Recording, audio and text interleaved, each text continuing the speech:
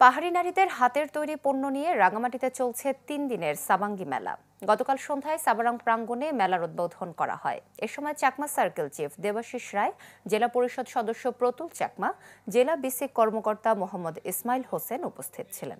নারী উদ্যোক্তাদের এই মেলায় ৩০ স্টলে তুলে ধরা হয় বাঁশ ও বেতের নান্দনিক সব পণ্য, পাহাড়ি ঐতিহ্যবাহী পোশাক, কোমর তাঁতের বস্ত্রপণ্য সহ পাহাড়ি জনগোষ্ঠীর ঐতিহ্যবাহী খাবার। মেলা চলবে রবিবার পর্যন্ত।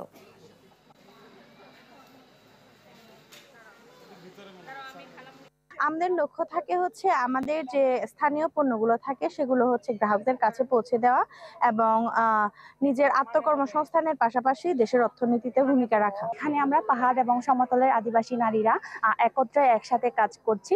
তো আমাদের প্রচেষ্টায় আমাদের এই মেলার ছোট্ট আয়োজন করা হয়েছে। নারী উদ্যোক্তাদের নেতৃত্বে যেটা হচ্ছে, এটা যদি একটা পর্যায়ে সফলতা অর্জন করে, সেখানে কিন্তু আমরা বিরাট আমাদের পার্বত্য জনসংখ্যার যে যারা অনেক কষ্টে অনেক মানবেতর জীবন যাপন করছে, চট্টগ্রাম, নারায়ণগঞ্জ, কুমিল্লা, সাভার ইত্যাদি অঞ্চলে, তারা এখান থেকে আরো ভালোভাবে আরো বেশি মর্যাদা নিয়ে কাজ করতে পারতো।